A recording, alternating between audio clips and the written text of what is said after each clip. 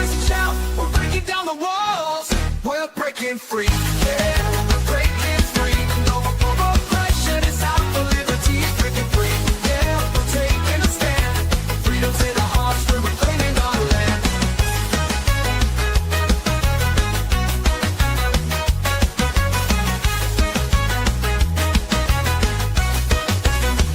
They try to silence us, but we won't be tamed.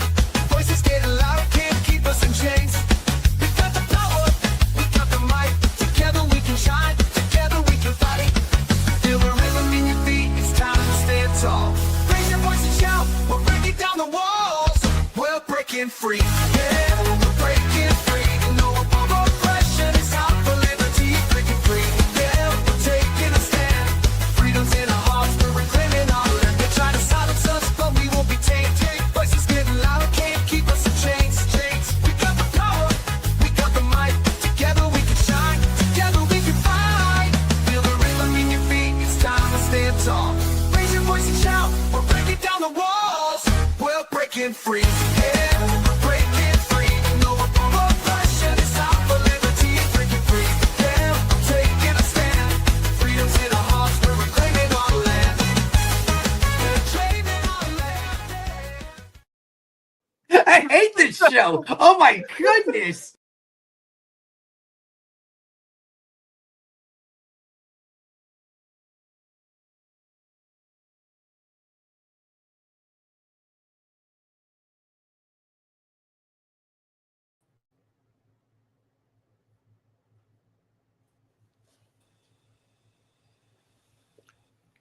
Happy Friday, everybody, and welcome to Are You Smarter Than a Politician? This is the political cage match where bold solutions win and bad ideas get wrecked.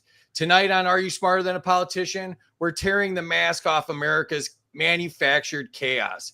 From bloated government and border breakdowns to Fed manipulation, media division, and political violence, we're asking, is every crisis just a business model in disguise? Our contestants are three sharp political minds, and they're going to tackle the collapse of the middle class, the erosion of family and faith, and whether decentralized finance could finally free Americans from the crisis economy. Who profits from the panic, and who still believes the government can fix the fire it started? Let's find out right now on Are You Smarter Than a Politician?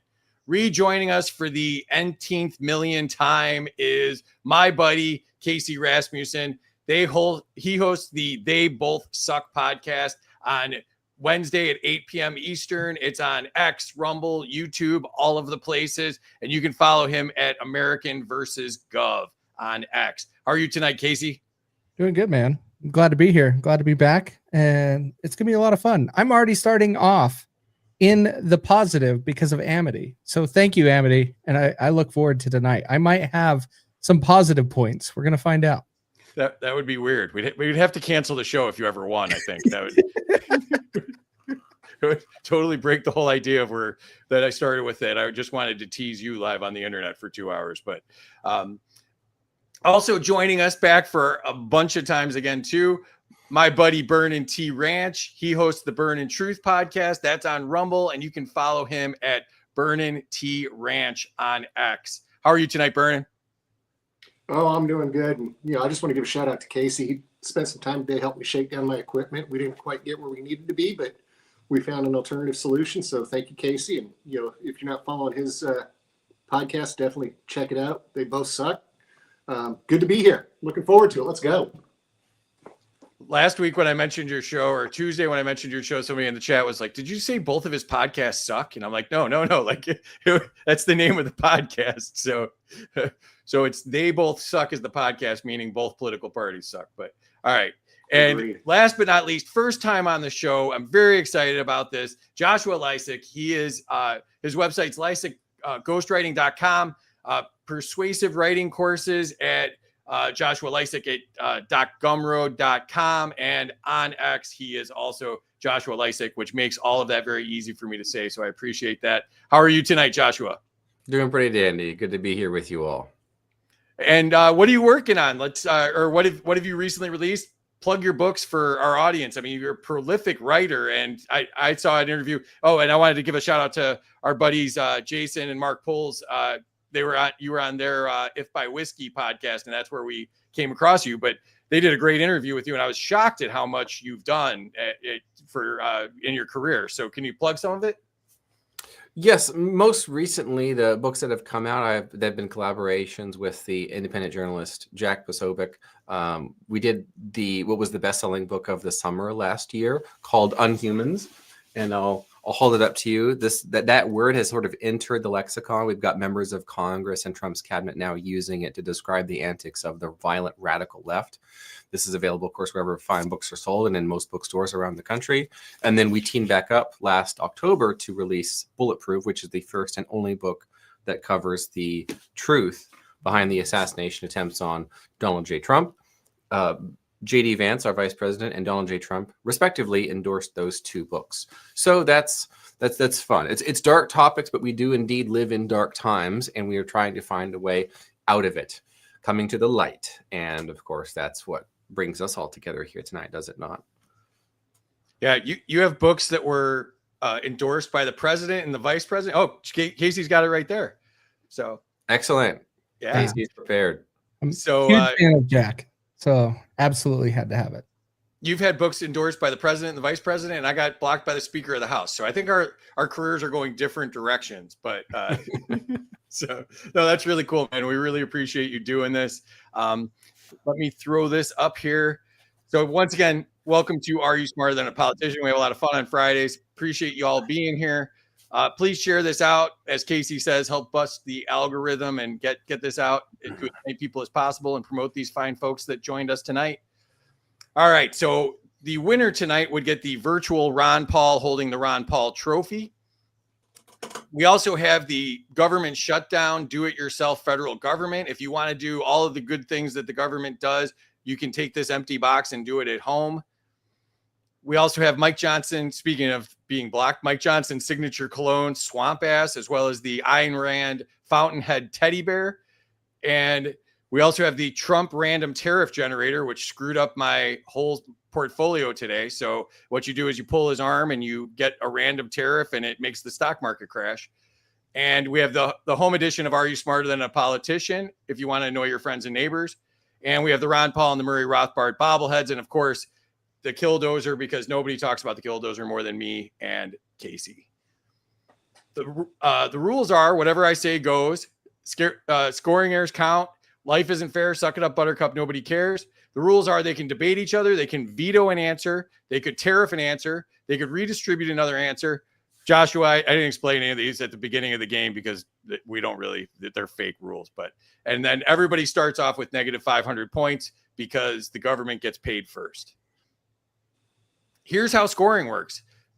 The chat controls the score. So you can give or take away up to 100 points from the contestants. The subscribers to me can give or take up to 200 points from the contestants. So that's a little subscriber bonus.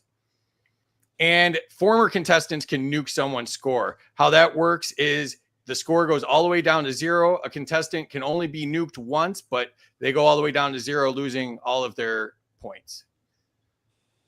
So let's just jump into the chat and say hello. And also I want to say Fridays are sponsored by Zano. And if you're tired of surveillance coins dressed up as freedom tech, Zano is the real deal. It's open source, enterprise grade privacy, scalable and secure, build, spend, and tokenize any assets without the peeping eyes.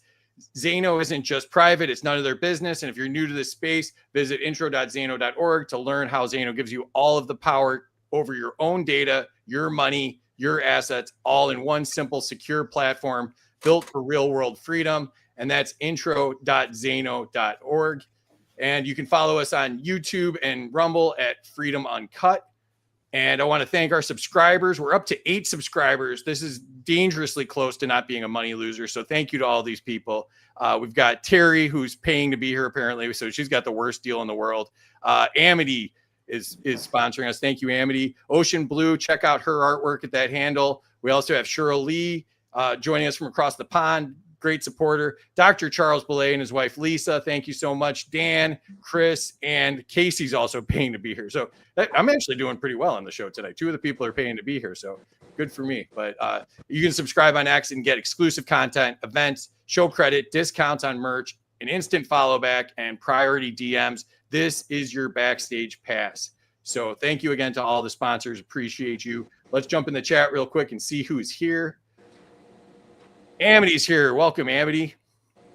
Patty Boots is here. Scientific reposted. Thank you, Scientific. There's Shirley from across the pond. Dan's here. Pitter patter. Let's get at her. All right. First 200 to Kaecey for reasons. There we go. Hi, everyone from OB. Make sure you check out her artwork. Like I said, 100 to Kaecey for testing positive again. 100 to Joshua for the collab with Paso. Brit Conchlas is here. Thank you. 200 to Kaecey because all that is beard. All right. And Kilburn's here. Thank you, Kilburn. All right. So here we go. And I'm put Kaecey, or I'll put Terry back in the back. She controls the score and the chat. Make her life difficult back there, people. All right. Cool. All right. So first question to you, Kaecey. Category is roots of radicalization. Does economic frustration fuel political violence more than ideology? Ooh.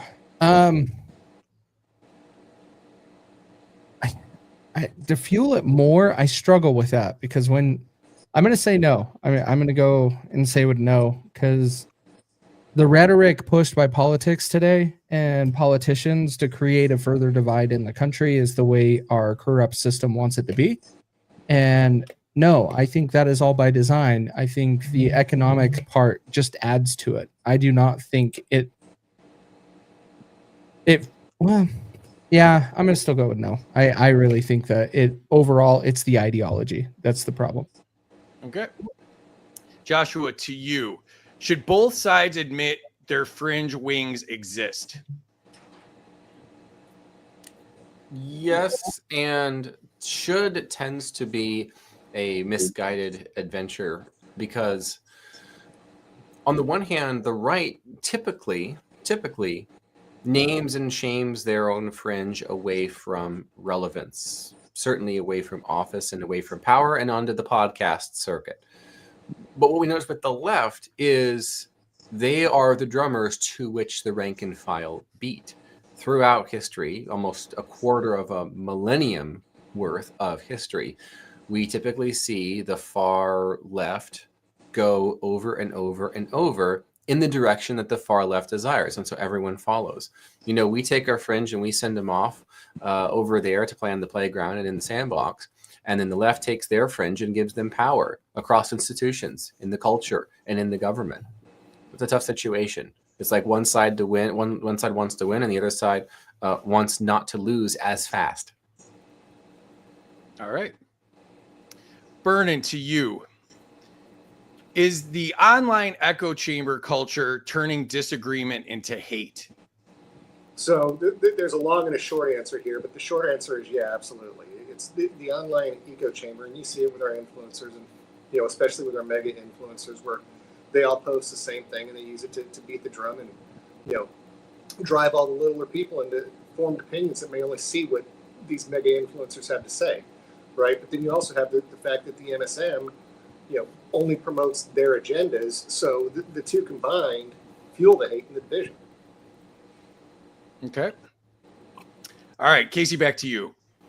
Are politicians partly responsible for radicalizing their own supporters? Oh, 100%. I said this a while ago. I believe the U.S. politics are radicalizing more Americans than we've seen in other countries right now. They are really fueling this like no other. You have Maxine Waters out there saying, we will do more. We will become practically more violent. It needs to stop. But yes, they are the reason for all of this. All right. Josh, to you. Has government mistrust reached a dangerous boiling point? No, I don't think so. And speaking of boiling, we can imagine the analogy or the metaphor, you might call it, of the boiling of the frog, and how a little bit at a time the water gets warmer and warmer and warmer, but not so hot that the frog realizes something until it's in severe danger. Each generation that has passed has relinquished more freedoms, more liberties, more rights, often in the name of safety or usually in the name of democracy.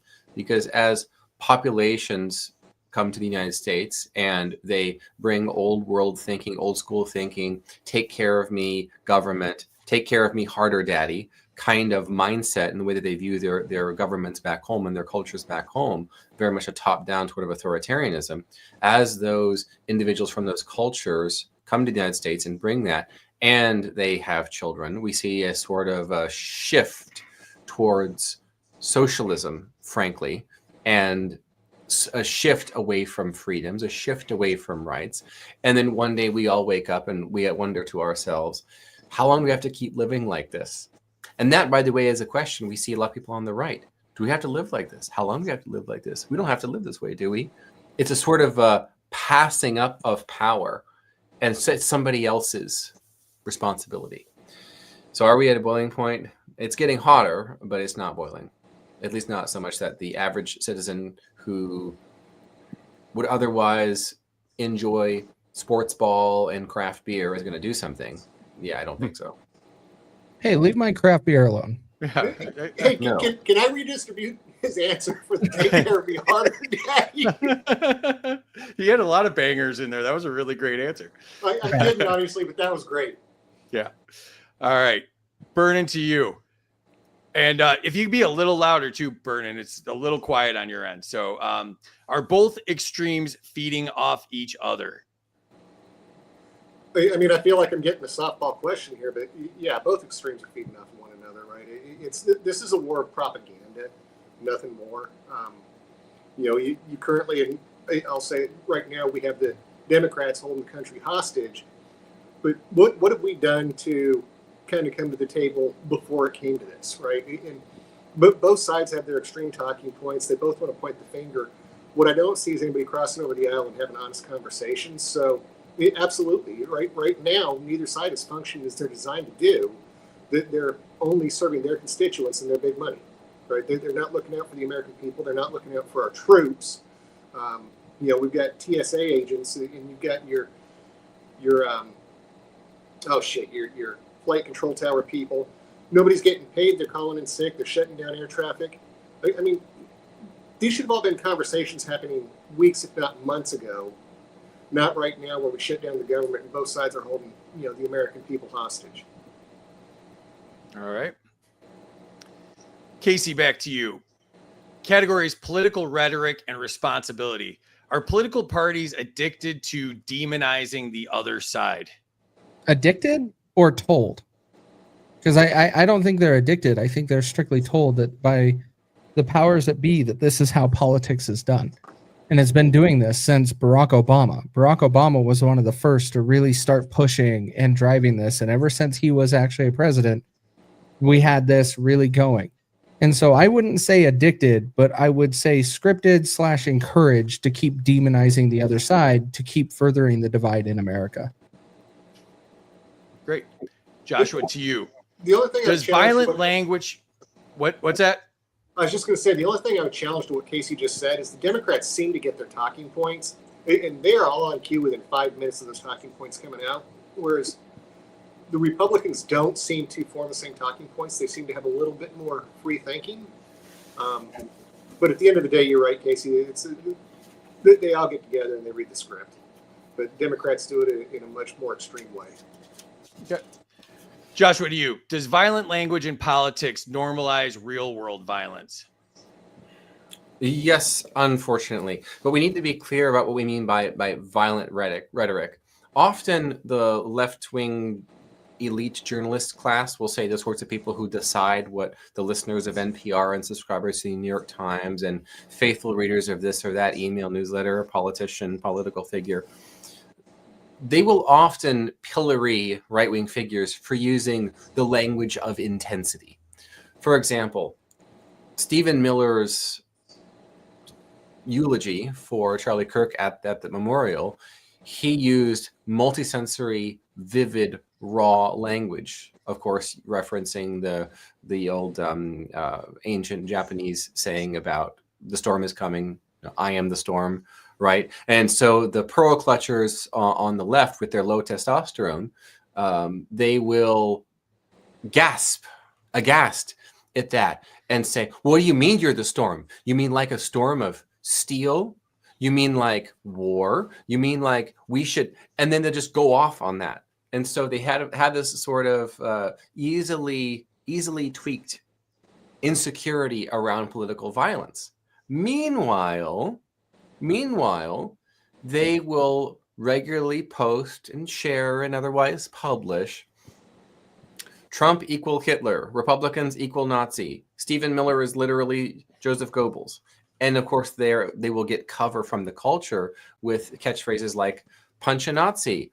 And look, see all these soldiers storming the beaches on D-Day? That's literally Antifa.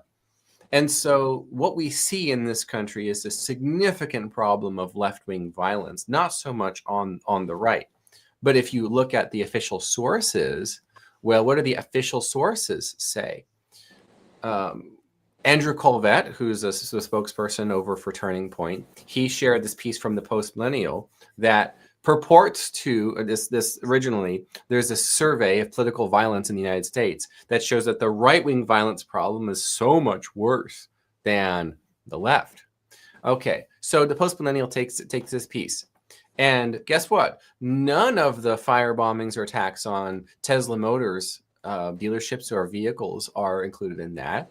And Islam-driven violence in this country is tagged as right-wing violence. And of course, known left-wing violence, like Thomas Matthew Crooks, for instance, doesn't even show up on this list. Okay? And they just hand wave it away. There's a whole chapter on the motive to take out Donald J. Trump. That's a tough situation. And of course, it's instance after instance after instance of political figures, elected politicians, celebrities, influencers, so on and so forth, who talk about how awesome it is that violence is happening. And of course, the founder of LinkedIn, the investor billionaire Reid Hoffman, said that he, quote, wish that they had made Donald J. Trump an actual martyr. And that occurred a few days before the first assassination attempt on his life. This is in Bulletproof. And it's just page after page after page of memory holing away of all of these calls for literal violence against Donald J. Trump and his supporters. And this has been a problem for 10 years now, the normalization of the violence against Trump supporters. It was such a problem, I did a movie about it. And I wasn't even a Trump supporter at the time. Film's called Better Left Unsaid. Independent film, won several awards. It ultimately spawned the book Unhumans, by the way. So yeah, there's a real problem with rhetoric, and it's once again a one-sided problem. One side wants to win at all costs, and the other side just wants to be left alone. Who wins that war? Excellent. Burnin, to you. Would restoring civic debate diffuse political rage? So, you know, and this is where I'll go back to Charlie Kirk said it the best. When we stop talking is when the violence starts. We've got to get back to having a conversation. This is kind of what I touched on a little bit earlier. We've got to start crossing the aisles and actually talking about what the problems are, as opposed to just assuming we're the only person that knows the solution. Everybody represents a different population of constituents, and they may have a diverse set of issues that need addressed. But we all sit in our little silos, and we want to address what our constituents, are concerned about, and disregard other populations, constituent or other people's constituents, and that doesn't get anything accomplished, right? It's what needs done in the south side of Chicago is much different than what needs done in Troy, Alabama. So there are different problems, and we can't learn about them if we're not open to listen, hear, and debate the best approach to solving those problems. All right. Kaecey, back to you. Categories law enforcement and double standards. Should a political motive increase sentencing severity? No. Political motive, because that becomes subjective, and we cannot include subjectivity into law, because we end up seeing that abused and applied to selective individuals. While I understand why that question is posed, it needs to be clear and specific, and removing as much subjectivity as possible. All right. Joshua, to you. Do prosecutors apply the law equally across ideologies? It doesn't seem to be the case that they do, generally speaking, because the prosecutors themselves, in certain instances, appear to be ideologically motivated. We hear, for instance, yet another story of a perp committing a homicide, committing murder, and the plea deal and or a guilty verdict results in something like a year in prison, 2 years in prison, 3 years in prison. And we have to go, nothing like justice is happening in this situation. Now, as a ghostwriter, I've done a number of memoirs for people who have, let's just say, experienced the justice system. We'll put it that. Some of them might say the injustice system. And some of the sneaky plea deals that are offered where, okay, it's only going to be this many years if you plead guilty instead of going for not guilty, even though the preponderance of the evidence would show that they're innocent. They say, well, the risk scenario here, reward, it's actually better to just get the community service and the parole with the guilty plea. And then switcheroo, actually, it's 5 years in prison. And that little anecdote, unfortunately, happens regularly. While at the same time, those who seem to be actual violent offenders, like the beloved Irina, the Ukrainian American woman who was murdered, why was this guy given not a second chance, not a third chance, but 14 chances? So that's a hard time there. That's a hard time. And so what overall we see under prosecution of unhuman activity and the over prosecution of those who are, said unironically and not as a joke, mostly peaceful. Those who are nonviolent offenders or people who have just made unwise decisions, white-collar criminals, you might even call them, paperwork troublemakers, getting in significant trouble and spending years upon years behind bars. It doesn't seem like we have a quote-unquote justice system in many instances where crime is concerned. Shout out to Rob Yates that's running for mayor of Charlotte. If you want to change that in Charlotte, vote for Rob. And all right, Burnin, to you. Is unequal justice the spark behind recurring unrest? I don't know that it's a spark, but it's definitely a large contributor. And we seem to see this trend coming in, and this is where I'm going to point the finger at the other side, because you see it in the blue cities. And, most recently, I think it was the mayor of Seattle, if I'm not mistaken, who, when talking about recidivism, said that he didn't want to see repeat offenders jailed. He wanted to understand their story. And this takes me back to a Ron White quote on the death penalty, where he's talking about protesters saying, well, you can't kill him because he's crazy. And Ron White came back and said, well, if he's crazy and he doesn't know why he's dying, what's the matter to me? And then there's two different types of crazy. There's the type of crazy that kills people, and there's the type of crazy that rolls their turds into little balls and eats them. Should have rolled your turds into little balls and ate them, right? So the left seems to consider it discriminatory to penalize people if they had a missing father in their life, right? And they don't want to look at the person and determine whether or not they're just a piece of crap that deserves to be in prison. They want to make excuses for them. All right, Kaecey, back to you. Does politicized policing endanger officers and citizens alike? Oh, 100%. When we end up putting officers in a place that they got to be handling a situation that probably could have been avoided from a political stance, where you're allowing that officer, I'm allowing is a bad choice of words, but that officer is put into a place that they have to then think that they have to control the situation and take things into their own hands. And unfortunately, as humans, they may make the wrong decision. And they may end up pulling a weapon that shouldn't have been pulled or had a knee-jerk reaction that they shouldn't have had. And so, yes, we should not be doing that. Okay. Joshua, to you. Are hate crime labels used politically? They do tend to be, yes. A hate crime is anything that I hate that you do it and I want it to be a crime. That is really a hate crime. And the thing about this sort of social justice-y language, so by the way, social justice, it's this way of getting extrajudicial justice, or let's say worsening the perception of a crime by tacking on another word to it. In this case is hate.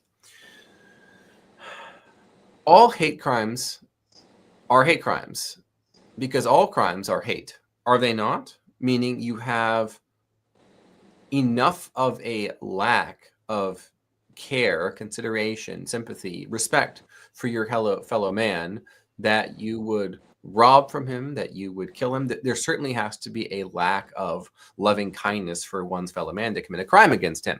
So you could say all crimes are hate crimes. So then no crime is really a hate crime, right? It sort of cancels itself out. So the use of the word hate to the hate crime is to add a number of years to it, right? When we saw those various characters doing donuts in their pickup trucks over the gay pride flags that were on the road, right? Oh, that's a hate crime, and a number of people received a number of years in prison for that. And then we just saw recently how one of them was just simply torn up by the state, right? One of these crosswalks, right? That all getting all bricked up and wiped out and destroyed. I believe that was either the mayor of Miami or Ron DeSantis, governor of Florida. People can fact check me on that. Oh, that was just doing the same thing. That was defacing these gay pride antics, was it not? Well, it was technically legal for them to do that, so it doesn't really count. Okay, so what's the difference between a man in a bulldozer and a man in a pickup defacing this monument? Okay. The problem with the left is that they're word cells. Someone who is a word cell, of course, a riff on the incel idea, is that the word is the thing. It's a strange sort of objectification or anthropomorphizing of words where, for example, if you just simply call something controversial like abortion, if you just call it women's reproductive health, it becomes not abortion anymore. And it becomes this touchy-feely, happy feminist, let's all get our sparkles and unicorns all together and be happy and vote for it. It becomes something completely different. They're word cells.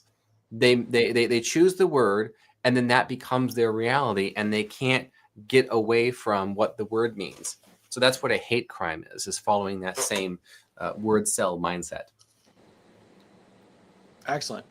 Burnin to you. Do I Should have Congress- to follow him? Should Congress define domestic terrorism more precisely? Well, right now it's not defined at all. There's no such thing as domestic terrorism laws on the books. So we could start by creating a definition for it. And I think what you see, and I'll use the ICE attacks as an example, and that's most certainly domestic terrorism, right? It's they're going out with a political mission to disrupt it and influence ideology. So when you think about terrorism as a whole, what is it? It's violence to promote political ideology, taken out against another person. And when they do it domestically, there's not even a federal charge for it, right? If you look at Luigi Mangione, they had to get him with a stalking charge to be able to bring federal charges against him. And that's not the right way to handle it, right? We shouldn't be making shit up to try and prosecute. We should have laws on the books. When people commit certain acts and it's to promote an ideology, it should fall under the domestic terrorism laws. And we have to create that because we need to give the federal government the power to quell the political ideology-driven violence, and we don't have it. And so, when you look at violence that occurs in places like New York, where Luigi Mangione did, there's no death penalty. This kid's going to have no circumstances, and he'll be out or probably in 15 years. I mean, there's no accountability. Okay. All right. Enter your scores in the chat if you have not done so already, and we will check the scores. But let's jump into the chat first. Rose is here again. Welcome, Rose. Mrs. Burnin T, one of the nicest ladies on the internet, is here supporting her hubby as she does. Jane reposted. Thank you, Jane. Welcome. Patty, 69 for Kaecey. The struggle is real. David Moscrip's here. Welcome, David. Minus 100 to Kaecey for giving the most politician answer. Oh, you would know. You would know, David. 100 to Joshua for realizing all the crazies are on the left. I finally made it 200 to KC. 100 to Josh for calling out the radical leftist Trump. 100 to Burnin T for a great answer. William's here. Welcome, William. Listening it 3 times to catch up. We're 3 times funnier if you listen to us at 3 times, by the way. 200 to Kaecey for neatly edging his beard. Joshua sounds like a motivational speaker. 100 points from Chris. Amity's got 200 to Joshua. Liberty for safety. 50 to Josh for pairing frogs with Muslim Brotherhood. And welcome, Mike. 200 to Joshua for the Blessed Mother and the baby Jesus on the bookshelf. Iron Patriot Truth reposted. Thank you. 100 to Burnin T for the broken T in the background prevents propaganda from spreading. 100 to Joshua for the sports ball that reminds me the WNBA is on. Welcome, lady. 100 to Kaecey for blaming Obama. He's not really from Chicago, by the way. That always ticks me off. 100 the first that says agorism. We got that. 200 Burnin T for pointing out the TSA is unpaid and calling it sick. Can't miss my upcoming flight. You going somewhere? 50 to Kaecey for not addicted but told. That was a good answer. 100 to Burnin. Both sides are holding us hostage. 100 to Kaecey for realizing that strippers don't really like him. Scientific is a menace, Joshua. So just he's there. 100 to Burnin for saying that the rep couldn't organize a piss up in a brewery. 100 to Josh because I'm listening intently and having nothing smart ass to say. That is when you can shut down the chat. That's a good thing. 100 to Joshua for the real Mona Lisa painting he stole and used a Sharpie on. 50 to Josh for using Storm Steel while his left hand looks like he's playing Guitar Hero. Jason, Drop the Mask is here. And 100 to Joshua for being on If by Whiskey. Yeah, one of our favorite shows. 100 to Joshua for being on If by Whiskey. Terry, I can only moon so many platforms before the scanner gets blurry. What's up, Jack? Jack has got a great show too. You got to check that out. And we're going to be doing a little collaborating as well. So check out Jack. 100 to Joshua. Hope's here. Welcome, Hope. Thanks for tuning in for the first time. 100 to Burnin. We've got to get both sides together and find the stuff we can agree on to open the convo. 100 to Kaecey for not shocking his cat. 100 to Joshua for being correct in writing on humans. 100 to Joshua for paperwork troublemakers. Going to use that in my next Teams meeting. Yes, I can see you, Jack. 50 to Burnin and Joshua with the spark question that causes the frog is going to cool. Patty's injected 5 Xanos today. Good call. Xano's going up, by the way. Everything else is going down. Xano's going up. 100 to Burnin T for using the same T that Mr. T used. I pity the fool. 100 to Kaecey and Burnin T for being concise. 100 to Joshua that was straight up on adding the hate crimes. 200 for acknowledging abortion isn't healthcare. And 100 to Burnin T for no accountability. All right, let's check out the scores here. Ooh, it's tight. We're losing Kaecey. It's tight. No, Kaecey's actually in the lead for the first time ever. This is a historic moment. Kaecey with 819, Joshua with 800, Burnin with 650. Burnin, you're in third place. What do you think? You sounded like you expected it. Yeah, I mean, listen, Joshua has some really good answers. I'm impressed, and I'm fairly hard to impress. So, he's on point, and he comes with a lot of knowledge. And, Kaecey's doing a good job, but I feared, we were most certainly second and third. Joshua, first time on the show. What do you think so far? This is fun. It is. No sarcasm. No homo. And Kaecey, your first lead ever. How long do you think it'll last? A few minutes. That's all it's going to do. And shout out to Amity. If she didn't give me the 200 points to start, I'd be below Burnin. So we're good. We're leading right now. Yeah, Jack's going to nuke you. You know that. So I think Jack got mad that I didn't put his comments up fast enough. And oh, no, he's back. He's back. Welcome back, Jack. All right. All right, back to it. All right, Kaecey, to you. Time to blow that lead, Kaecey. Government reaction and overreach. Does labeling opponents extremists justify government crackdowns? Absolutely not. That's political rhetoric. That's what they do. They claim extremists on every side. And so they do that to put fear into people, which it used to work. It shouldn't work anymore because it's been abused. But does labeling them justify government interaction? Never. Never. But the extremists on each side will call for it. All right. Joshua, to you. Should anti-terror laws apply to domestic activists? They already do.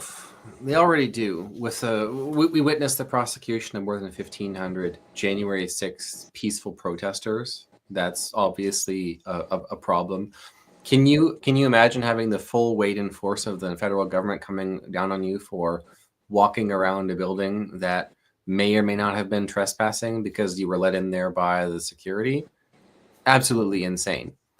What we need is to understand the friend-enemy distinction. This was a doctrine that every left-wing government has figured out, every uprising, every movement. And it goes back to Lenin, Trotsky, et al. And it's this idea that you hold yourself to one standard and you hold the enemy to another standard. This is something that the left has been doing for a very long time. And for weeks, months, years, we've seen the right just say, well, what if the roles were reversed? Look at that hypocrite. Look at that hypocrite. Yeah, okay, that's the hypocrisy is the point. The hypocrisy is the strategy, folks, where if our guys get in trouble, we come up with reasons to hand wave it away. And we then take that accusation of our guy and we pin it on the other people, right? So with this whole January 6th insurrection, it was actually an anti-insurrection. If you interview anyone who was there, they believe that they were preventing the overthrow of the United States federal government, the executive branch specifically. So the reason that they were there was turned into the exact opposite reason. So it's about time that the left have a little bit of their own medicine.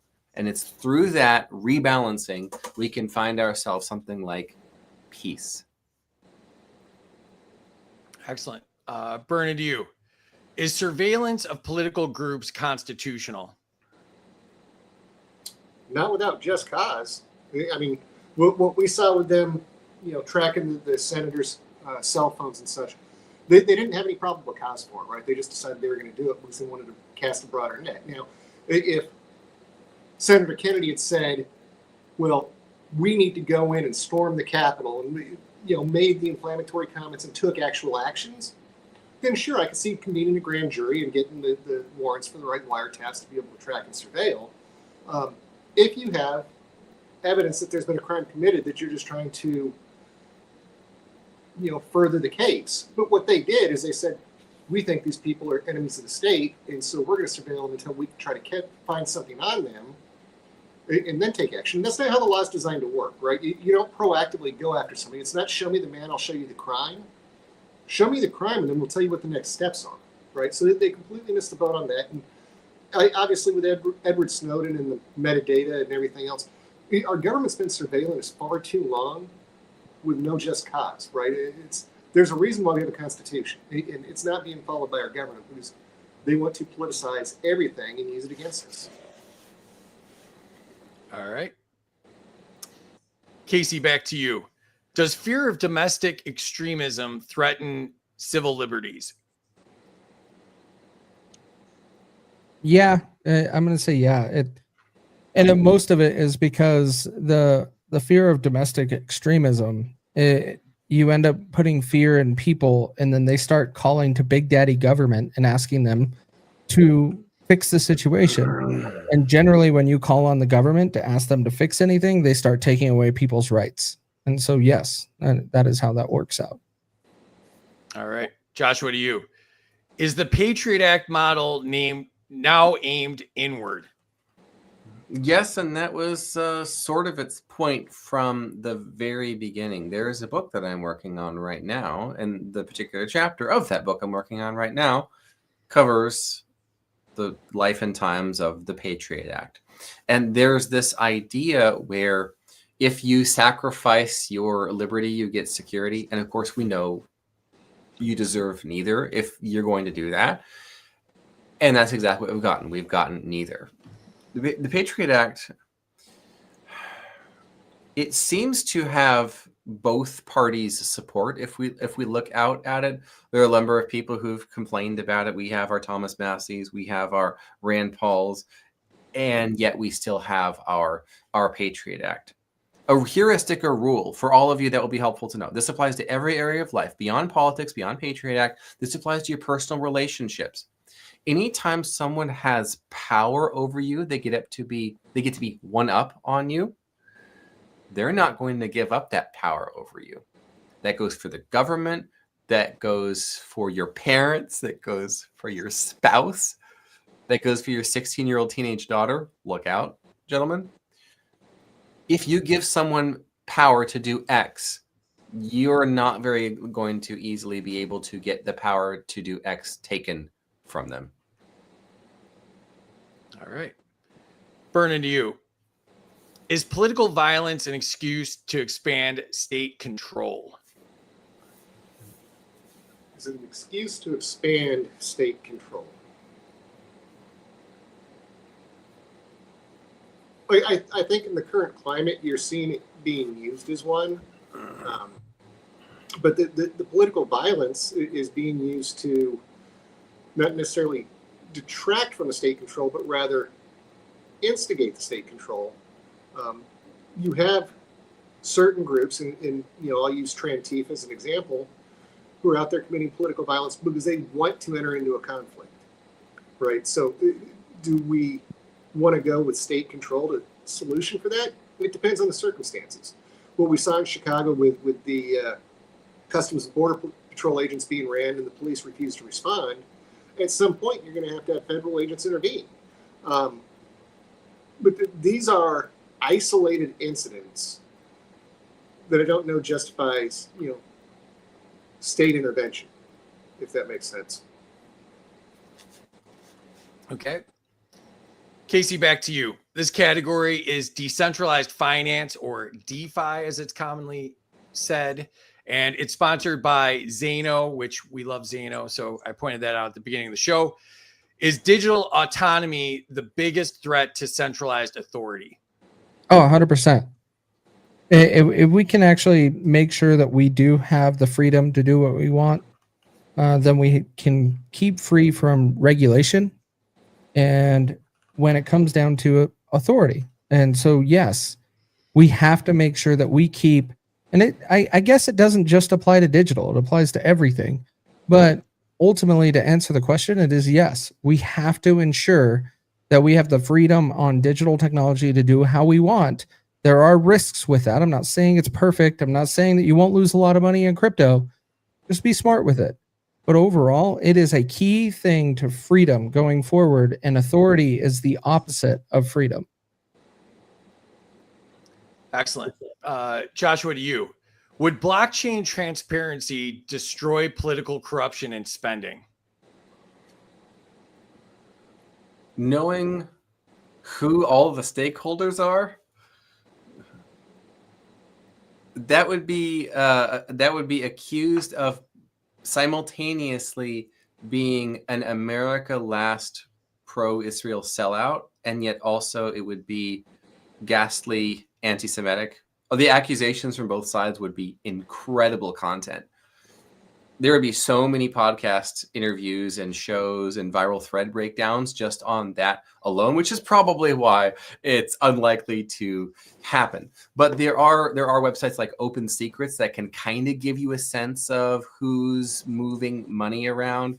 There's a viral tweet from Chamath from the All In podcast. He's the co-owner of the Golden State Warriors. Had that famous meme that is what is it? That is below my line. Remember that? He did this thing. It's like, that's below my line. Meaning, if it's not, this is my line of how much I care. If it's below it, I don't care. If it's above it, I care. And he talked about how in the world there are 150 men, and of course they're all men, who decide what happens everywhere on Earth. There's 150. And he said he's a very wealthy, influential individual. But at the time when he said this, he said, my objective is to get to the table of the 150 men who decide everything that happens. And now, of course, he is via his maneuvering and whatnot. So there is a sense, there is a certain amount of visibility and authenticity and truth that is allowed. But don't think for 1 second the United States federal government can turn off Bitcoin. They certainly can, and not just Bitcoin, but Ethereum, so on and so forth. And Ethereum has its problems with Vitalik and the forking, and just it's real interesting. I've been writing about cryptocurrency since 2017. Remember the ICOs, the initial coin offerings? That wasn't that a grab bag of goodies, or more like leave the bag there and then grab the bag so you're left without the bag. It was a bit of a mess. So just because it's decentralized doesn't mean it's the right thing to do. We have to think about what is it that we actually want. We want visibility. We want accountability, right? It just so happens to turn out that blockchain is one of the best, if not the best, technology for that. And that might be why it's not actually allowed, or certain parts of it are allowed. But unfortunately, if the United States federal government wants to turn off Bitcoin, they certainly can. All right. Burnin, to you. Is crypto the middle class's last escape from inflation theft? I don't have a solid logical answer for it, but I'm going to go with, yeah, I think it is. I think it's going to control your finances, but at the same time, as you heard Joshua just say, the government can shut it down anytime they want. And Joshua, I'm just going to say this because I think Candace Owens watches this show. She's going to talk shit about you next week on her podcast. Good. We're having a hard time hearing you, so anything you do to get a little louder too. Yeah, Kaecey, back to you. Should people have the right to opt out of the collapsing fiat system or scam? Yeah, they should be able to opt out of Social Security, anything that we're forced in by the government because the government thinks it's best. We should be able to opt out of it and take our own risks. We should not have to have government force us into a certain channel or a certain program. Not at all. All right. Joshua, to you. Should citizens be able to trade freely and privately without government permission? I so much want to be able to say yes to this. Unfortunately, we live in a society, as someone once wrote. And in this society, there are amok, grifters, scammers, slammers, and spammers. I did a live stream right before this, actually, where I talked about the difference between persuasion and manipulation. Persuasion is a win-win transaction. That's like bartering. You have something that's valuable to me. I have something valuable to you. Let's trade. There's no need for fiat currency, no US dollars to happen there in that trade. Manipulation is where I have my pyrite, my fool's gold, and I tell you it's the real thing and you don't know any better, and then we trade. That's manipulation. And in a society like ours, where there are low trust subcultures and even low trust cultures coming over from other countries, you very quickly end up with a low trust whole society, where the high trust society that's homogenous is long gone, and we have to cast suspicion upon each other, unfortunately. And it's in that scenario where regulations and rules do become necessary to protect well-meaning people who would otherwise get scammed by predators. And the problem is, you let in predators, they're not immediately going to become patriots. They're going to still predate. Predate? That should be a new word. Someone should look that up. Is the verb version of predator? Is it predate? Predate? Something like that. It's a problem. We want a high trust society, not a low trust society. That's why I always say, stay on track. They all go back. All right. You had the Burnin, verb right. That's correct. Yeah, he got it right. All right. We do grammar on the game show too. All right. Burnin, to you. Is financial independence the best rebellion against the government?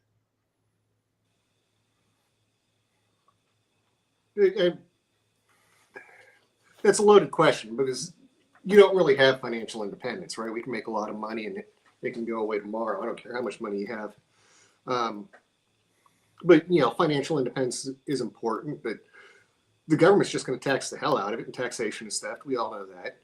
For example, my house is almost paid off. Well, even when my house is paid off, the government can still take my house from me, right? It's because I'm not paying property taxes. What the hell are property taxes for?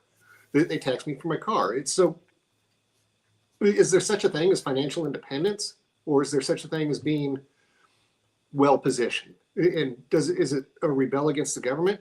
No, because they're just going to take their share anyways. All right. Kaecey, back to you. Would a decentralized finance system collapse the government's crisis-based power? Yeah, I say it would collapse. It will make a huge dent for sure. So I think I would encourage it absolutely. And we should be looking at doing something to get out from underneath the normal financial institutions that we've been operating under for at least the last 112 years. We need to be looking at alternative solutions to get out from underneath it. And we need to make that impact and cause that disruption in the financial system itself. Minus 100 to Kaecey for not saying end the Fed. And the Fed. Joshua, to you. Is the crackdown on DeFi solely to protect the government's power? No, not solely to protect the power. The trouble with so many either legislations or initiatives or otherwise acts from the federal government is they give you a nice sounding reason, and then there's the real reason. The nice sounding reason is to protect people from getting scammed. And how many times have we heard of some little grandma losing $100,000 for buying some altcoin or celebrity coin that came from absolute nowhere, and then they lost the whole bag, right? That's the reason that DeFi is being paid attention to. And also this whole borrowing against yourself, which is a pretty sophisticated analogy, or a tool rather. There's this whole buy, borrow, die thing that the rich, the actual rich use, that is available to crypto people, DeFi people. And that's a little bit too much freedom for the normal American man, isn't it? It's a little bit too much freedom. You're freedoming that freedom too much. And so the real reason, together with the nice, happy, let's save grandma from getting scammed by some fake celebrity coin pull, the real reason is there's too much freedom. And that's a bit of a problem, don't you think? All right, Burnin, to you. Is crypto dangerous because it ends the government's control over inflation? I don't know that I'd say crypto is dangerous because it ends the government control over inflation, but I know you're really big on, decentralizing, but at the same time, we need to have a semi-centralized financial system because there's national security interests involved, right? It's right now, the majority of the world operates off the value of the dollar. And if we crash that dollar, what's that do as far as our strength across the world? So I don't remember the original question as it was asked, but I don't think that inflation is the big concern there. All right. Enter your scores in the chat. If you've not done so already, the chat is hopping, and let's jump in there and see what's going on. 50 to Joshua for almost cracking a smile at the stripper joke. Points to Burnin. Thank you, Jeff. Josh is on fire. Points for being measured in Kelvin.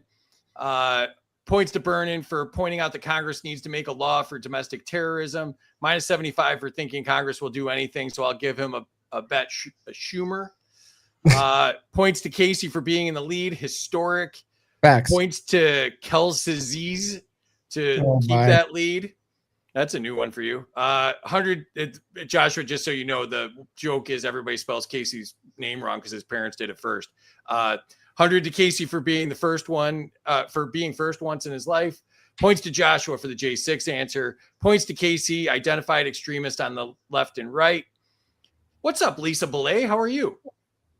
Mark Pools, who had Joshua on first, and I steal all of his good ideas. So yeah, Joshua is brilliant, and check him out on this show that he did. They did an excellent interview, Mark and Jason and Joshua. That was a good one. Yep. Points to Joshua on the hypocrisy is the strategy answer. Points to Burnin. Minus to Burnin. Surveillance is okay as long as just cause. Too trusting of the state. Points to Kaecey for hating on Big Daddy government. Points to Joshua for channeling Franklin. Points to Joshua. Great answer, Josh, on the Patriot Act explanation.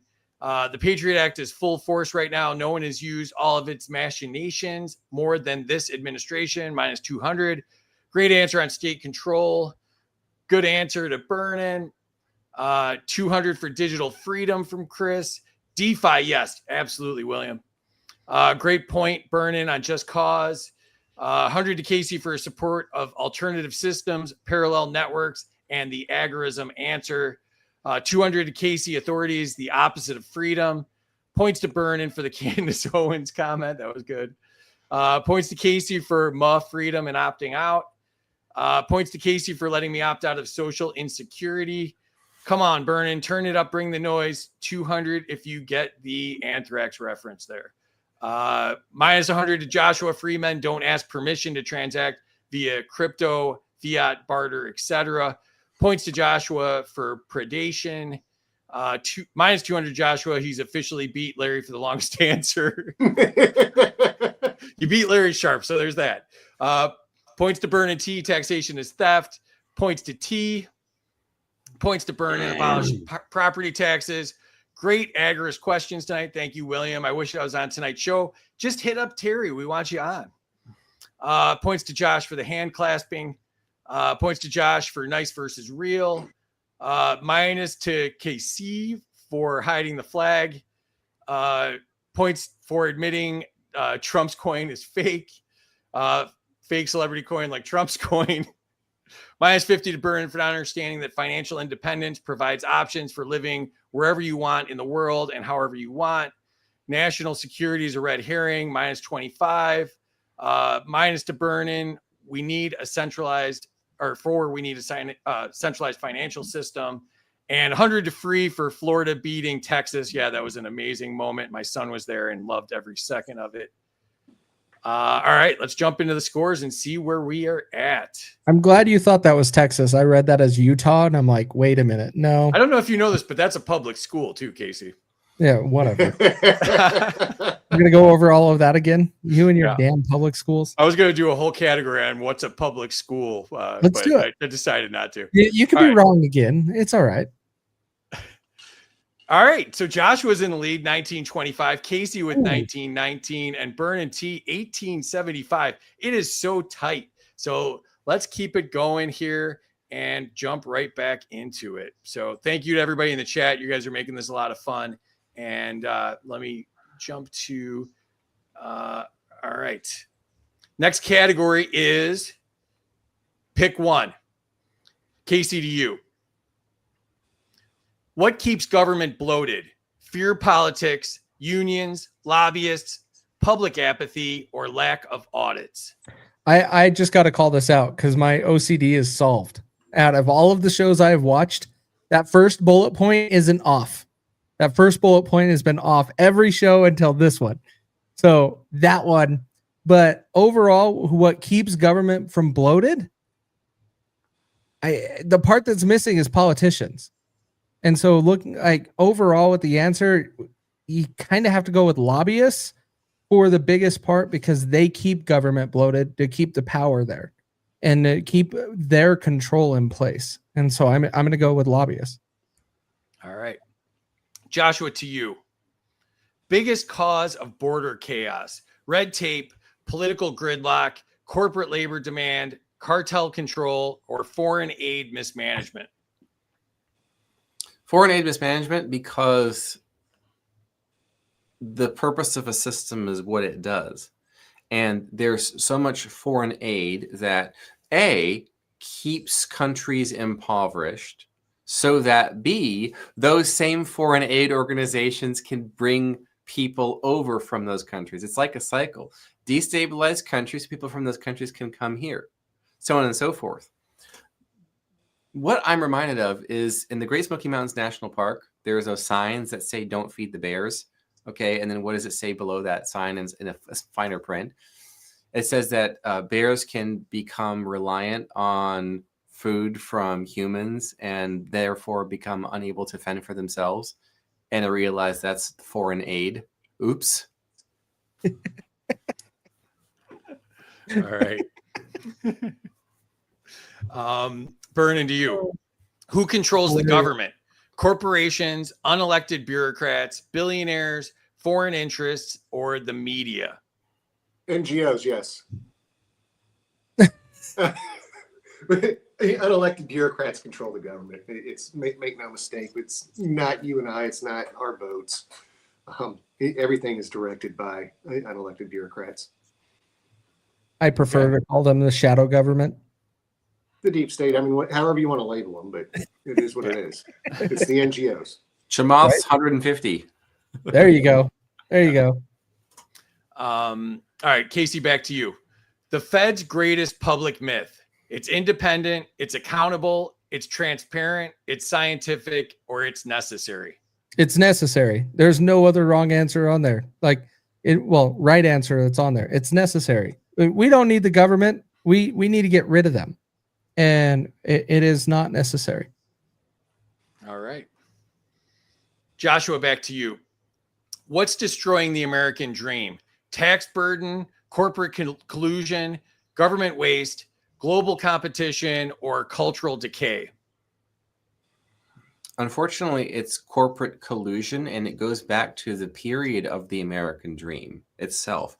Most people don't know this, but after World War II, the arms, weaponry, transportation, logistics system of the wartime American factory became repurposed for consumer goods. When they can make one Jeep, one tank, one machine gun, one bullet case, one after another in rapid succession to defeat the Axis powers, what do you have at that point? Well, then you have a system that can produce a bunch of stuff very quickly and relatively cheaply. So then they create consumer goods. And then they realize something, people don't need more than one car at that time. People don't need more than one refrigerator. So there began to be a surplus of supply over the demand. A little economics lesson for those of you here. And so then what was the outcome? The world's biggest corporations, manufacturers, factory owners, they hired hypnotists to help them design advertisements, PR campaigns, and otherwise marketing to subconsciously manipulating the world public, particularly Americans, and this happened in England as well, to buying crap they don't need. And so our lack of the American dream, unfortunately, goes back to a small cabal of hypnotists getting hired by the world's biggest manufacturers in the 1950s. That created our consumer culture, and the more we consume, well, we get to where we are now. Facts. All right. Burnin, to you. Who keeps the government growing? Lobbyists, politicians, contractors, voters, or unelected bureaucrats? Leave it up there for a second. I'm studying it. Take your time. I think the big one, and you say pick one, so I have to choose between unelected bureaucrats and lobbyists, and I'm going to have to say it's lobbyists because they go unchecked. And we really need to solve for the lobbyist issue because they're not lobbying on behalf of the American people, right? They're lobbying on behalf of the corporations that they represent and the ideals that they represent. A big one, and my wife's going to correct me on this, it'll be in the comments later, whether it was Kaecey or Callie Means, I get him confused. But he was talking about when he was a lobbyist for Coca-Cola, and everybody knows the amount of damage that Coca-Cola does, but they go in there and they lobby for Congress to prevent laws around the ingredients of Coca-Cola and all the other things. And it prevents it from ever being, judged by the FDA or having to have warning labels. And this is where I know my libertarian friends say, well, we don't need additional laws, but we do need to have transparency. And the lobbyists go in there and they do everything they can to prevent the transparency. So that's my answer. All right. Kaecey, back to you. Should political violence be labeled as domestic terrorism, civil unrest, political theater, rebellion, or crisis management? I know I want to take this seriously, but I want to call it political theater, because ultimately that's all it is. They're drumming up shit that doesn't even matter, right? So it is political theater. It just, Americans need to open their eyes and see it as that. It's nothing more than they're just manipulating you, and you're taking the bait and running with it. All right. Joshua, to you. Best path to reduce illegal crossings: speed up legal entry, end welfare incentives, increase border tech, target human traffickers, or reform foreign policy? If my kid drops a crumb of a cookie on the ground, what can we expect to happen over the next 5 minutes? The swarm. It's going to be ants. It's going to be fruit flies. It's going to be all manner of critters looking for that handout. Oh, do we see the same phenomenon in nature beyond insects, but human beings, because we are also part of nature? Yes, in fact, we do. If you throw up these announcements for get your free stuff on the American taxpayer, free stuff from the American taxpayer, what can we expect to happen? Behavior follows incentives. So what we need to do is to disincentivize, basically gimme freebie grabbers from wanting to come to the United States. No free samples. No more free samples. I agree with that. Burnin, you. Main cause of moral decline: family breakdown, media influence, loss of faith, corruption, or materialism? Media influence. The media influence and what they choose to report, and how they choose to report it, tends to justify whatever ideological group that they're promoting this week. So whether it be the trans agenda, or the idea that that there's less crime coming out of illegals because they reclassified all the people that were Hispanic as white. The media has done a terrible job of providing the Americans with the Dan Rather, Tom Brokaw type of journalism that we were used to at one point in time in our lives.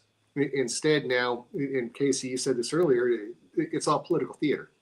They no longer provide the truth, and that truth is breaking down and causing a moral decay because people feel like they have to act on what's being reported, and that's one of the things that leads to no accountability, and calling it racist to hold somebody accountable because they're of a certain pronoun or a certain race, rather than saying here's the crime and here's the penalty for that crime. All right, Kaecey, back to you. Greatest threat to a free republic: career politicians, corporate donors, centralized control, censorship, or debt addiction? Ooh. Yes. You have a good one there. And it lined them all up for you. Just say yes, Kaecey. It is all the above, but I want to say all the above, but since I don't have the answer, I got to pick one of them. I have to go with career politicians. We have literally politicians dying in office, people that are not even capable of making and running their own estate, handing it over to their daughter, and still making decisions for their state in representing our government. No, career politicians are a huge problem in this country, and it comes back to like the shadow government or the unelected bureaucrats that Burnin was talking about earlier. Those people are really making the decisions, not the people you're electing or selecting. And so I'm going to go with career politicians on that one. All right, Joshua, back to you. What's the root cause of street riots? Political rhetoric, media manipulation, economic inequality, nihilistic ideology, or weak prosecution? I once picked weak prosecution, but that's something that allows it to continue. We talked about incentives versus punishment systems. If there were punishments, if there were appropriate prosecution for these street protests that turn into violence, which is in many cases the majority of them from the left, But the real reason is something like a nihilism. The sort of people who go to these protests, yes, there seem to be some connection to them getting paid to show up and paid protesters. But I have actually met, and I know people who have protested, whether it's No Kings, Trump or Musk or whatever. They actually believe this stuff. This is their social time. They don't have a church. They, in many cases, don't have kids or are active in their kids' lives, or they have older adult kids, but they have no grandkids. When you look at their lives and what they have to get joy from, besides a little bit of hedonistic pleasure, be it weed or beer or their NPR morning rush hour program, there's not much going on there. It's rather sad, actually. And so that lack of meaning, the lack of purpose, it's replaced by sort of nihilism and that oh, things are going terrible and we're getting overtaken by a bunch of authoritarian fascists, blah, blah, blah, blah. Let's do something. Hey, maybe I can also make some friends with my fellow cat lady wine ants while I'm there. So I went to No Kings, but so that's a little side note there. But I did too, but it was hilarious. The conversations I had, those people were weird.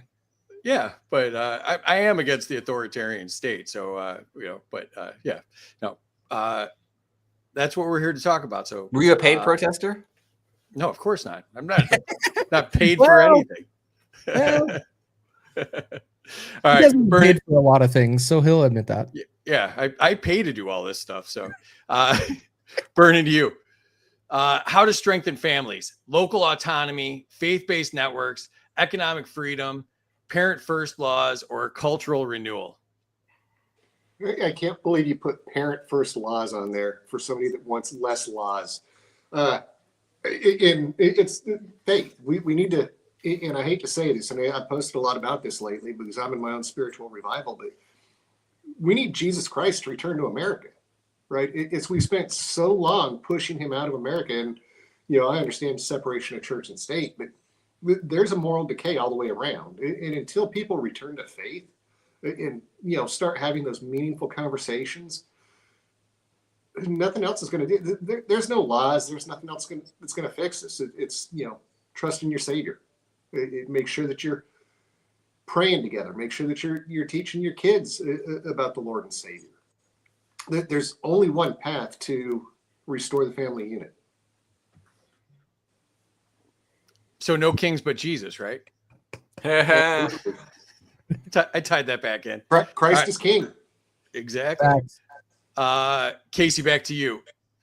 Biggest victim of Fed policy: savers, borrowers, workers, small businesses, or taxpayers? All the above. Like, I want citizens and all of that in there, but and I guess that comes down to taxpayers, because taxpayers is pretty much everybody above.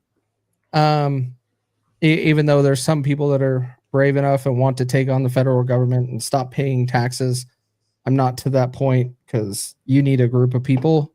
So I'll go with pick one with taxpayers. That is practically everybody above. Actually, only about a third of adults pay any federal taxes at all. But yeah. All right, Joshua, to you. Main threat to middle class stability: inflation, debt, housing costs, wage stagnation, or over-regulation? For most people in the middle class, their wealth is bound up in home equity. So it's definitely got to be real estate, got to be home prices. If we look at prices of housing in any market in the country, even as recent as 2019 versus today, just 6 years later, it's ridiculous. It's absolutely ridiculous. If you go to any politically active community or political event, whether it's left or right, by the way, you'll hear young people, particularly young men on both the left and the right, although there's more on the right being men, they all complain about the same things. Can't afford this, can't afford that. I wanted this, I wanted that. right? And now the right-wing young men want to be able to afford homes so they can have families and property and land, so they can have the trad wife who has honeybees out back and teaches the kids how to have backyard chickens, all that stuff, right? I don't know what the men on the left want to do. Maybe just play video games and buy shock collars for their animals, those weirdos. From in mom's basement, right? Referring to Hassan Piker, okay? But everyone is, that's the expression, the rising tide lifts all boats. Well, the same thing happens with the lowering tide. And what we need to see is lower home prices, which is why deportations is so significant. Stay on track. They all go back. But, and I'm not going to start a debate here, but I want to pose a question, because isn't the cost of homes the result of inflation? I mean, haven't we seen the inflation drive up those home prices over the last 8-10 years? That is certainly part of it. Yes, I was investing in real estate as recently as 2021, after the massive money printer go burr moment of 2020. And home prices did begin to increase. But when you have the Biden administration allowing in millions of illegal immigrants from that period onwards, over like basically a 4-year period, which occurred after the initial money printer go burr, let's get the stimmy checks out there and print all kinds of money and go $4 trillion on up to way more than that. There is a correlation with inflation. Yes, that's correct. But when you let 11 million people into the country, you're going to have a housing supply problem. Stay on track. They all go back. Well, it's not also that. I want to elaborate a little bit. You have government, like major organizations that are leaders in this free world, that run BlackRock, Vanguard, that own a ridiculous amount of housing, that they are buying them up for pennies on the dollar just to get them off the market so housing prices can stay high. They are intentionally doing that to flood the market, to keep the market limited. And so there's just too much money in what people have figured out in loopholes that is doing that. Yeah, that's correct. But that unfortunately has been going on for decades. That's not new. What is new is the influx of illegal immigrants, and then the outflux of yuppies from the cities where those illegal immigrants are going in many cases. And then because their incomes are being what they are, and because of remote work, they can afford to buy previously middle-class homes. So the up-and-coming working class, future lower middle class are priced out. So it's a complex system with lots of factors, yes. And the purchase by LLCs from Nevada, right? That also is a problem. It's a number of factors, unfortunately, but it does come back to housing. Yes. Sure. The house with the yard and the picket fence and the 2.5 kids and the 1.5 pets, that is the American dream. And for many young people, it's not available. You're going to get Zoran Mamdani and Luigi Mangione on the left. You're going to get 1,000 Nick Fuentes on the right if we don't solve this problem soon. I agree. I 100% agree on that. Yikes. All right, Burnin, to you. Best way to expose the deep state: transparency laws, whistleblower protection, citizen oversight, decentralization, or freedom of information?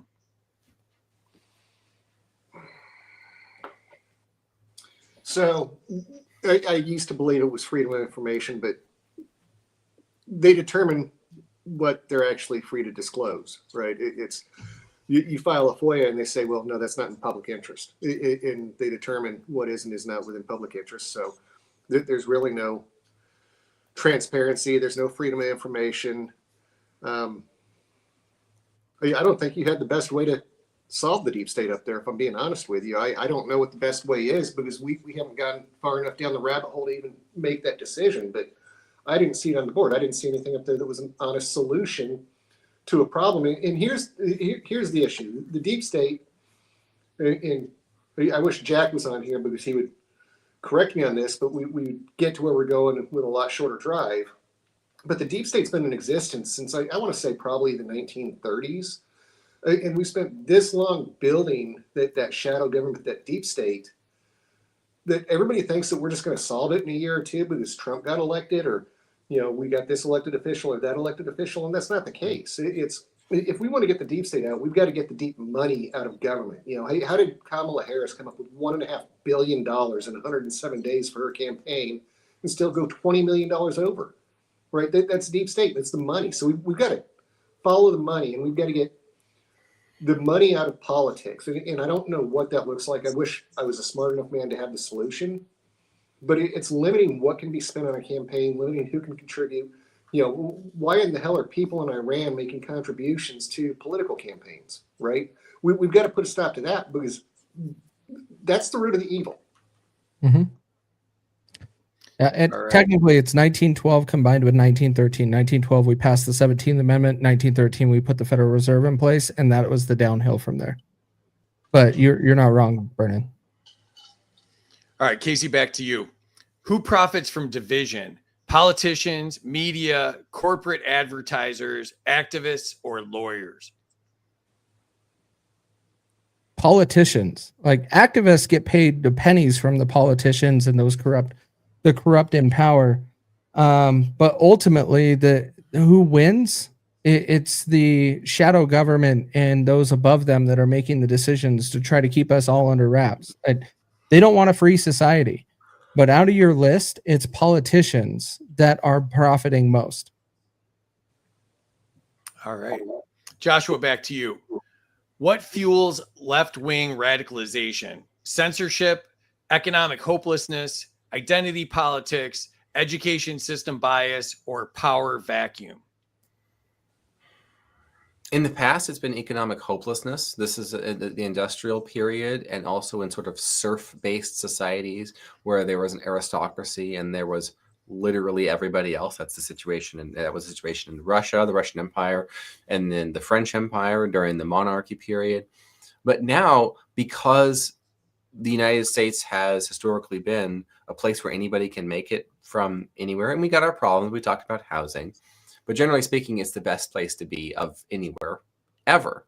So it's this intersectionality, this cultural Marxism that we like to jokingly call, but not so jokingly, gay race communism, where the oppressed versus oppressor dynamic has been sleight-of-handed out of economic situations, jobs, work, profit, etc.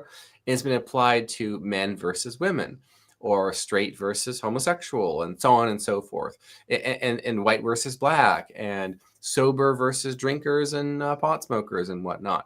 Every issue where there can be caste and oppressed and an oppressor, you'll see the gay race communist dynamic show up. It's called intersectionality. It's basically like you can self-report how much of an oppressed cultural proletariat you are. For example, if you're a Muslim, lesbian, brown woman whose father is an illegal immigrant, you win.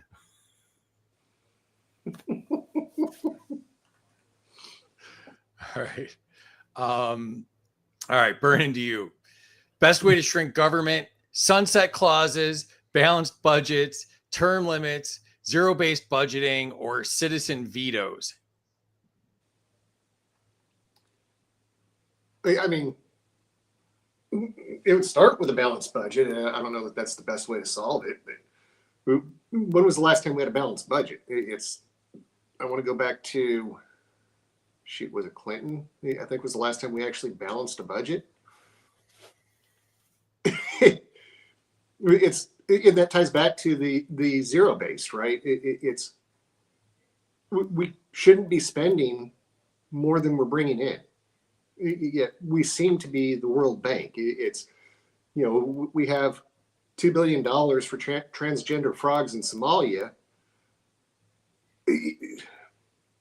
We got to get right with our politicians, right? We got to end the lobbyists. We've got to end the corruption, and it starts with a balanced budget with accountability. Okay.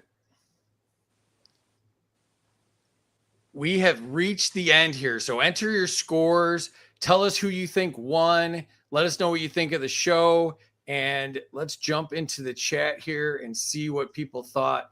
The chat's been fire all night. We appreciate you all. Dr. Belay has 100 points to Kaecey for lobbyists. Love Uncle Sam picking his nose. Thank you. I do highbrow artwork.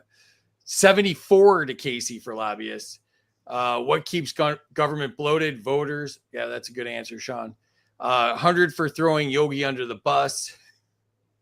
200 to Joshua for acknowledging we should not be contributing to any foreign government who is destabilizing countries that end up sending refugees here. Concise answer, BT. 200 for NGOs. Yes. 78 to Joshua. Don't feed the bears. Dr. Blay reposted it. Thanks to everybody that's reposting. We're coming up on 7,000 views already. So thank you for that. Minus 20 to Kaecey because there's a red squiggly line under his name every time he types it. If we had red squiggly lines when they named him, maybe he would be named something else. But minus 100 to Joshua for not picking taxation, which eviscerates the middle class, doesn't affect those who have escaped economic velocity or those who don't pay and are subsidized. 200 to Kaecey for getting rid of the government. Points to Joshua for the consumption answer. Kilburn supports Trump. I don't agree with everything he does, but he's the president. Yeah, Biden was the president too. You don't have to support the president just because he's president. 200 to Burnin on lobbyists. 50 to Burnin for referencing Kaecey and Kelly Means. 200 for calling out lobbyist corruption. Amity, I wrote Kaecey's name on a notepad before we started, so I would spell it correctly. You're not supposed to spell it correctly. Have you not seen the show before, Dan? Dad's been around long enough. He knows that game. He knows you're not supposed to spell it correctly. There was one with like a Z in it earlier. 100 to Josh for stopping the incentives. 100 to Burnin T for the concise answer regarding taxation relative to financial independence. 200 to, see, here we go, KC on career politicians. Go ahead and call them career criminals. 100 to, again, KC for the biggest beard. Great answer on inflation and crashing the dollar. BT, exactly right, 200. Josh, I'm going to buy and read your books, though. No hate. 200 to Free for no kings. 200 Free for being against the authoritarian state. Minus 50 to Joshua, money runs it all. 100 to Burnin T for bringing God back into society. Minus 100 to religion, plus 100 to faith. 200 to Burnin T, no king but Christ. Points to KC for citizens. Cultural, Burnin T started the misspelling your name thing too, so we have to give Burnin T credit for that. That's a fact. That is a fact. Cultural renewal equals American values of God, family, and country. 200 to Burnin T, Christ is king. Points to Joshua for housing prices answer. 100 to Burnin T for all the above. 200 Burnin T for getting rid of the government. Or no, to Kaecey, sorry. 200 to Kaecey for getting rid of the government. He was getting so many points. I just was on a roll there. 200 to Joshua. He's time stamping this part. 100 to Joshua for using common sense. 100 to Kaecey for essentially saying too much money chasing too few places to put it. 100 to Joshua for a Stephen Wright impression. 200 for getting money out of politics. Let's start with APAC. 100 to Burnin, to my Burnin. Dang, honey, that was a great answer. Mrs. Burnin is such a great supporter. Appreciate you.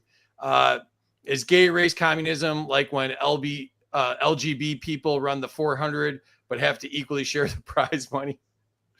The deep state is a boogeyman that lets political criminals excuse away their corruption. Minus 200 for pretending it's anything else. And Kaecey, great answer on career politicians. There's a huge problem, but I still, at the root of things, think it must be censorship.